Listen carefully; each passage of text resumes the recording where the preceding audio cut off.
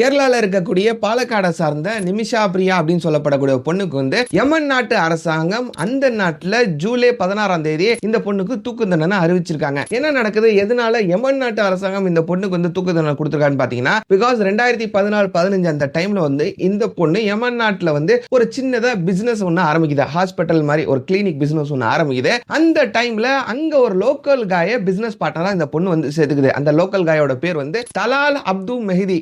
இந்த ஆளு வந்து நாளடைவுல இந்த பொண்ணுக்கு ஏகப்பட்ட டார்ச்சர் கொடுக்க ஆரம்பிக்கிறான். இந்த பொண்ணு கிட்ட இருக்கிற காசை புடிங்கிட்டு விடுறதா இருக்கட்டும். அதுக்கப்புறம் லோக்கல் அந்த ஊர்ல வந்து இந்த பொண்ணுக்கும் தனக்கும் கல்யாணம் ஆயிடுச்சுன்னு சொல்லிட்டு அந்த பாஸ்போர்ட்ல அந்த போட்டோவை மார்க் பண்ணி வச்சுக்கிட்டு இந்த பொண்ணு மேல ஏகப்பட்ட கடன் எல்லாம் வாங்கி வச்சிருக்கான். இந்த டார்ச்சர் எல்லாம் தாங்க முடியாம இந்த பொண்ணு அங்கிருந்து எப்படியாச்சும் தப்பிச்சு வந்துடும் முயற்சி பண்ணுது. அந்த டைம்ல இந்த பொண்ணோட பாஸ்போர்ட்டையும் வந்து புடிங்கி வச்சிருக்கான். சோ இந்த பொண்ணு ஒரு தவறான செயலை செய்யுது. என்ன செய்யுதுன்னு பாத்தீங்கன்னா, இவனை கொலை பண்ணிட்டு நாட்டை விட்டு தப்பிச்சு போயிடலாம் அப்படின்னு சொல்லிட்டு இவனை கொலை பண்ணிருது. இப்ப அதனாலதான் இந்த பொண்ணுக்கு வந்து தூக்கு தண்டனை அறிவிச்சிருக்காங்க. இதுக்காக நம்ம இந்திய நாட்டு அரசாங்கம் பேச்சுவார்த்தை நடத்திக்கிட்டு தான் இருக்காங்க. இந்த பொண்ணு வந்து தன்னை தற்காத்துக்கிறதுக்காக தான் இந்த மாதிரி பண்ணிருக்குது. இந்த பொண்ணு தப்பே செஞ்சிருந்தாலும் மன்னிச்சு விட்டுருங்க அப்படின்னு சொல்லிட்டு ஒரு பக்கம் பேச்சுவார்த்தை நடத்திக்கிட்டு இருக்காங்க. என்னதான் போராடினாலும் அந்த யமன் நாட்டு கவர்மெண்டா இருக்கட்டும், அந்த அப்து மெஹதி ஃபேமிலியா இருக்கட்டும், அவங்க வந்து மன்னிச்சு விடுற மாதிரி தெரியல. அதனால ஜூலை 16ஆம் தேதி இந்த பொண்ணுக்கு வந்து தூக்கு தண்டனை அறிவிச்சிருக்காங்க.